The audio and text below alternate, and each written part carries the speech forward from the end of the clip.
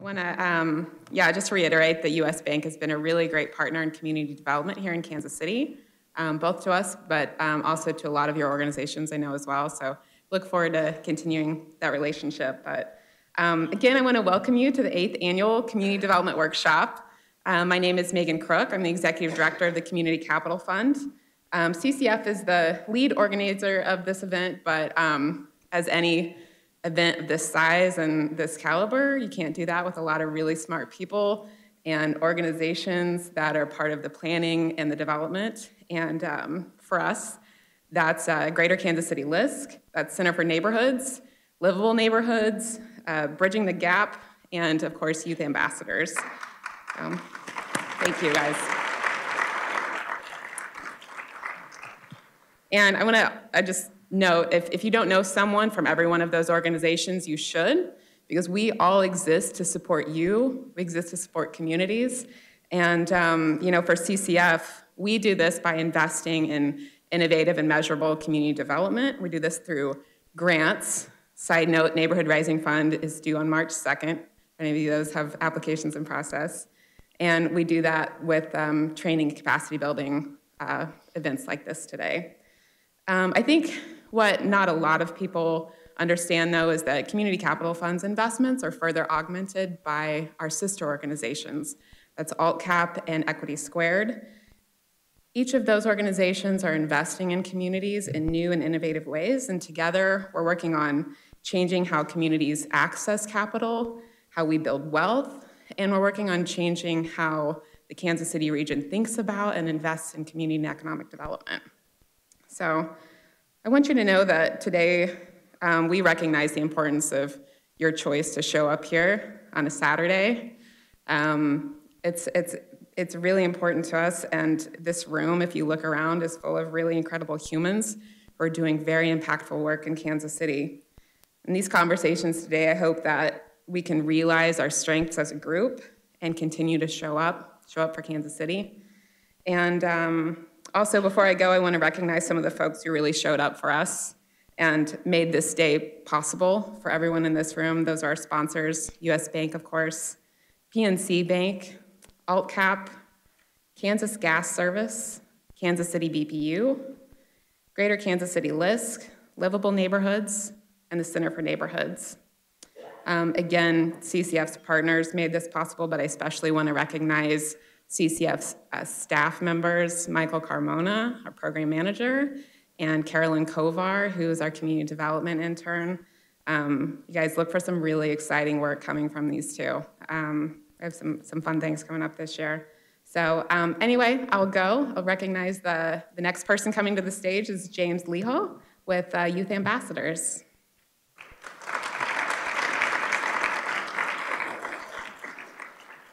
Sorry, I forgot. Dina wanted me to remind everyone. We have several empty chairs. A couple of them are up front here. So anybody in the back, please find a seat. We've got an overflow room in the truce room too. Thank you, Megan. Good morning, everybody. Good morning. I'm James from Youth Ambassadors, as you know, and today I will be here to introduce Marvia Jones.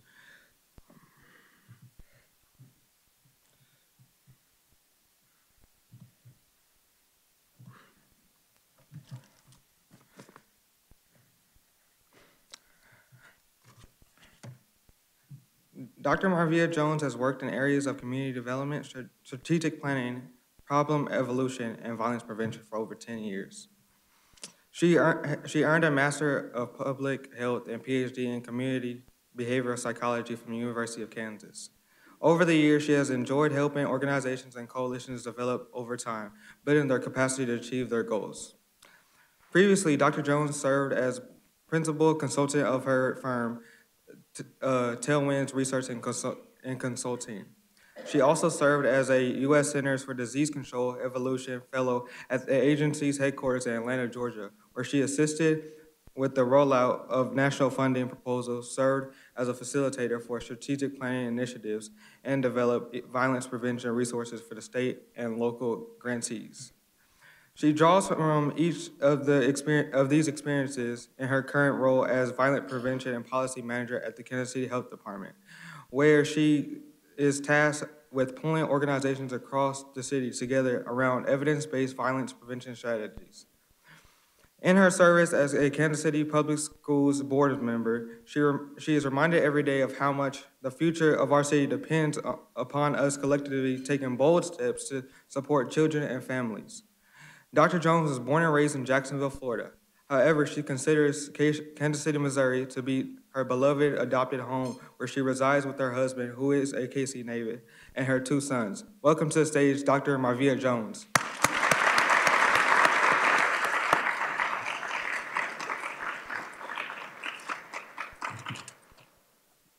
Thank you so much, James. And thank you, everybody, for having me here today. It's with great honor and joy that I'm here as a proud resident in the Blue Hills neighborhood, where we have our new president, Ms. Linda Brown. So I'm really excited to be here. I believe in neighborhoods, and I believe in the power and the strength of the people who work on behalf of neighborhoods. So I appreciate this opportunity, as I said, and you might be wondering, why does she have these light post things here? What does that mean? And I have them because I'm struck by this campaign that I came across years ago that happened kind of at the turn of between the 17th and 18th century, where, street lights were not a common thing in the American colonies. And so they had to basically, Benjamin Franklin and some other folks played around with different models until they came up with something that's kind of like what became our porch light system, where they had lights along the street, but mostly it was really helpful when people would light lamps that they would leave on at their front porch or at the end of what we might consider our driveway or what have you. And this was a campaign that basically drawed upon the assumption that people were willing to do something that didn't necessarily just help themselves, but helped other people. Because if you think about it, these lights aren't just for the resident. When you leave your porch light on, the person who's a pedestrian in the street, or the person who's driving on a dark road, particularly if you live in one of those windy roads where it's really dark, there's not many street lights, your porch light guides the way for other people. And so I want you to keep this concept in mind as we talk today. So I want you to walk with me or ride with me, because this is technically a roadway, it's not really a walkway. But I want to talk about what it looks like for us to light a path for our neighbors and for each other in our city. As James mentioned, my role is to work on violence prevention with the Kansas City Health Department. And we have acknowledged that with violence in our city, we for too long have been looking at it as a problem that just one sector can solve, or one group of people, or is confined to one area, so only those people need to be concerned. We see it as a system, and so that's the way that I want to talk about it today. So let's think a little differently about how we and our neighbors navigate our lives as parents, workers, business owners, etc. So the journey of life for most of us is laid out. It's not terrible, it's not, perfect. We don't expect it to be easy, right? But what we do know is that the journeys that people take are not always equal or fair or smooth. But we as neighbors can in many ways influence each other's journeys in significant ways. And that's what I want to talk about today. So the first stop is this, right? So we were on our nice, smooth road at first. And then we get to these big things that get in our way. And these are what we consider structural or policy barriers. These are the restrictions. These are the things that make someone not qualified to receive whatever benefit they're presenting themselves to receive. These are the things that make you shake your head and say, no, I'm sorry, we can't help you. That's what these things are. These things can be systematic. They have been in place for many years. No one wakes up one day and says, let me create a policy that keeps lots of people from being able to access something that they need in order to improve their station in life. These things have likely been in place for years, and no one has stopped to think about how it is inequitably affecting people who live in a certain neighborhood or certain neighborhoods, or who have had different opportunities in life. So let's talk about what some of these are. What about, have you ever seen, think about a workplace. All supervisory staff, including support staff, must have a college degree.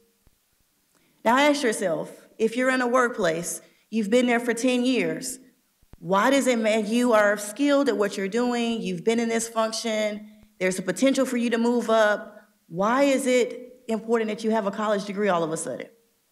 This is a common policy. I see a lot of nodding heads. This is a common policy that many places of business have.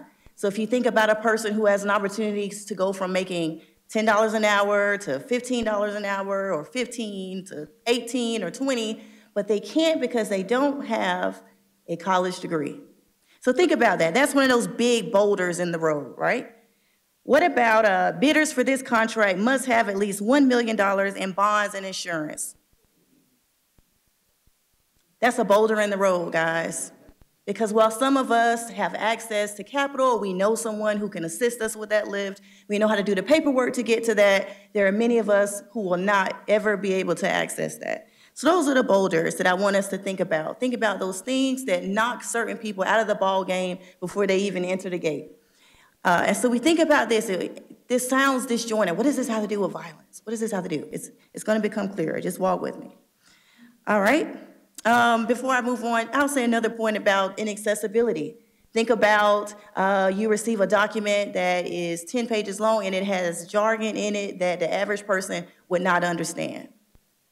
That is a boulder in the road for many of us. So we don't, we're thinking as neighbors, as residents, lighting a path for each other toward not a perfect life, but a life of access and opportunity.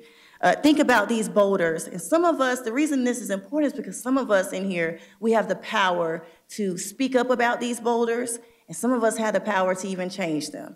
And so we'll continue to talk about this and how this impacts violence and the culture of our city. Then we get to these other things. No, this is not my street. Or I don't think this is Kansas City. But we have these lovely potholes. I knew that would get y'all going this morning. All right, so we have these potholes, right?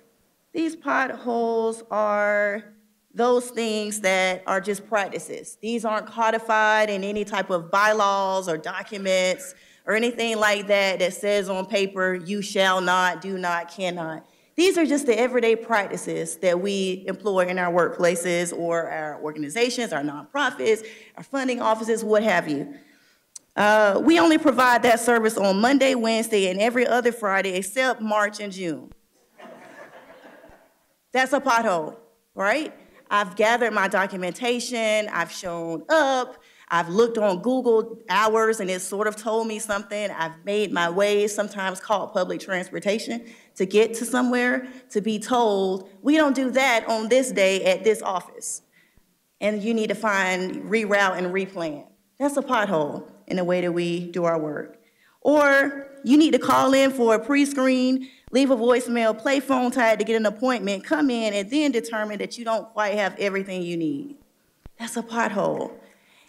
I know this happens in my workplace. Y'all don't have to raise your hands, but I know this happens. And this can be a major deterrent and a source of stress for people who are just trying to improve their station in life. It's a significant stressor. Imagine how deflated one feels when they've done this and they are not making progress. All right, and then the last example, you actually need to first apply for that before you can get this, then come back and hope that I kept the application that you started today. All right, so that's another idea or another example of how just some of our practices in our workplaces and in our places even places where we aim to help other people. That's our sole purpose and mission. We still sometimes have boulders and potholes in our practices. And then we get to these other things, right?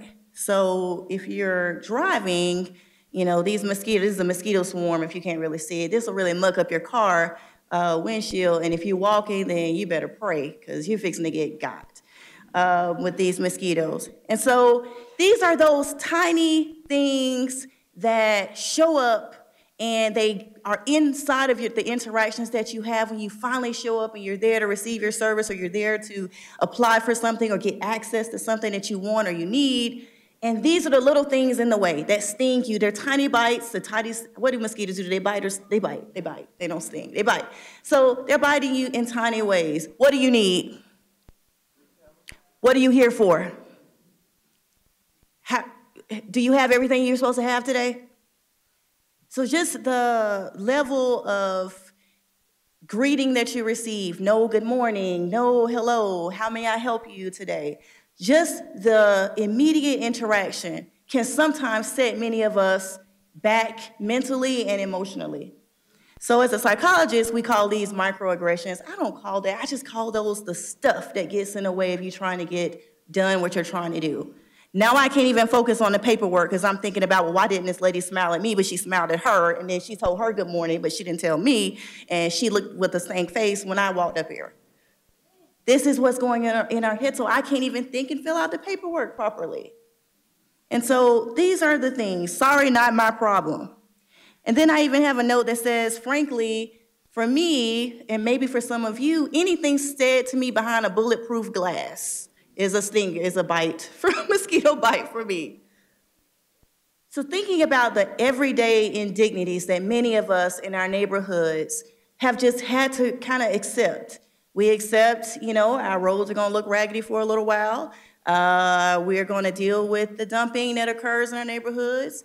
We're gonna deal with the level of service, the level of treatment that we receive. This is just a part of the experience. And we just kind of go on with life as if it doesn't matter, but what we know, the research tells us, is that these things each take a toll on us little by little, and they stress us out. We don't even know we're stressed out, but we are. Okay, thank you for bearing with me. We're making progress toward what all of this has to do with violence. So what you have here is a bunch of stressed out people walking around, right? You have a bunch of people who feel as if they have no hope, have no way to get out of their situation, have no way to make their situation better. And so you have a lot of people who are stressed out and interacting with each other.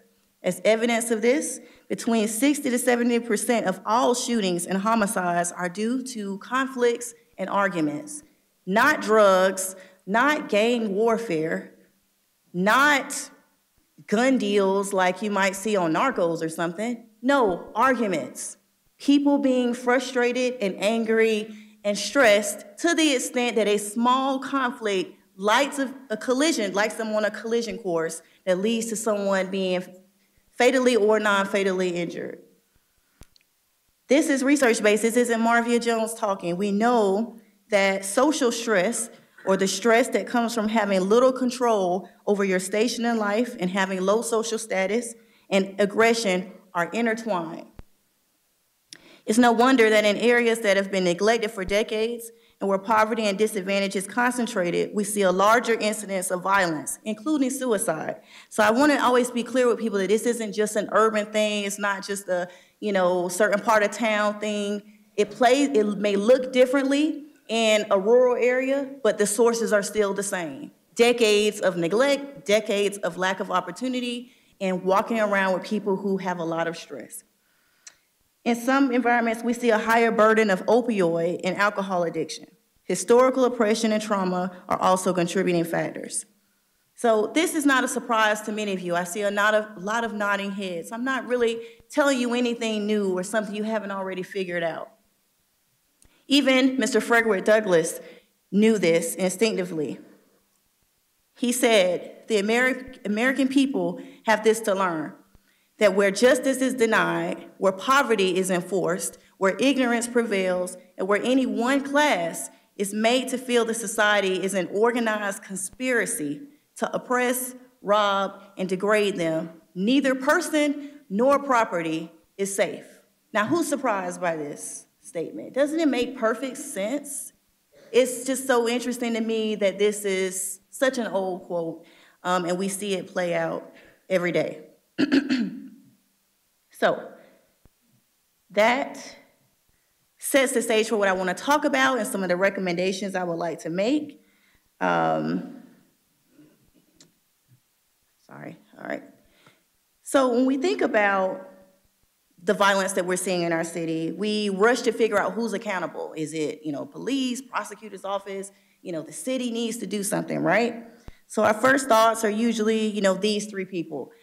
We need the law enforcement community to do something, the city, the mayor, the council, whomever, and then like the faith, surely the church or the other centers of worship can do something. This is partially their job. For some reason, they're not on their job, right? That's the kind of thinking that people have expressed before. But what I want to tell you today is that we all, each of us, has a role to play in violence prevention in our city. Each of us is accountable. In every interaction we have, whether you're presenting boulders or potholes, or whether you're presenting mosquito bites, right? So whether you're a nonprofit, you represent a nonprofit, you represent the media, you represent neighborhood groups, whether you represent the healthcare sector, the business sector, or the education sector, and funders, of course. We all have a role to play in violence prevention. And I'm gonna talk about some of the things we can do. So back to the boulder. One thing that you can take away from today and do is examine your policies and look at the consequences of them. Do you have policies that tell you, no, cannot, if you don't have this, these people cannot, we don't do this, we don't allow this? And ask yourself why. Is it vital? Is that policy vital to the sustainability of your company? Or is it just there because somebody a long time ago thought this is the way it should be? Examine those and review these policies for their impact on equity. Are some people more harshly impacted by this policy than other people? Are some people locked out of an opportunity because of the presence of this policy? We talk about practices. Ask why. Why do we only do this from Monday through Friday from 8 to 5 when we know that some people are coming from work or they're picking their children up after 5 and this is the time when they can get the service? Why do we only have it from this time period? Why can't we have hours that go from, I don't know, noon to 6 or noon to 7? Why do we do it this way? So asking ourselves why. Why is our application 12 pages long? Why do you need a law degree to read this contract? So asking ourselves these questions, these will make a huge difference in reducing the barriers to access opportunities that will go a long way toward reducing the stress that so many of us are walking around with. And this is for everybody. I don't have a particular group in mind, a particular picture. This will benefit everyone if we think about it. And then thinking about the intangible experiences, what can each of us do? Because I know all of you smart, great-looking people represent some organization, whether it's your own or another one that you're working with. You can make sure that the staff there are treated well, wherever you are. Make sure that staff feel appreciated, pay them as much as you can, and strive to pay more. How can you, as a frontline service person, properly not walk in with your own stress and deal with other people's stress and not be expected to have some friction around that? How can you bring your best self when you're worried about all the stresses you left back at home? So thinking about how we treat our staff, make sure that they're appreciated. If you can't pay them, make sure you're recognizing them. That's something, what studies have found is that even absent pay increases, we know that workplaces that do recognition programs, we're here to recognize Marvia Jones for her work on this project. We know that that has almost as much, and in some cases more impact on staff morale than a pay increase. That's crazy, right? Because we think money is everything. But what we know is that small things can sometimes go a long way. I'm sure they want to raise too, but in the absence of that, you know what I'm saying. And then assess and address implicit bias. So a lot of people say, well, you try to socially engineer and tell people that they should work against their bias and that just exacerbates it. Is this really effective? What we know is that if someone feels that they are never going to receive a fair shake, they feel like when they show up, you're already pre-assuming things about them. That increases the stress level and makes each interaction a little harder, right? And so thinking about how we can assess ourselves, I took the implicit bias test and I have bias. Apparently, it showed me my own biases, right? We all have them, but what a good training, you can get one for free, Google offers one for free online. What they tell you is, watch out for this. You have a bias against people who have a visible disability. So watch the way that you talk or deal with people who have a visible disability. Acknowledge it and be aware of it and work around it, right? So that's important for all of us.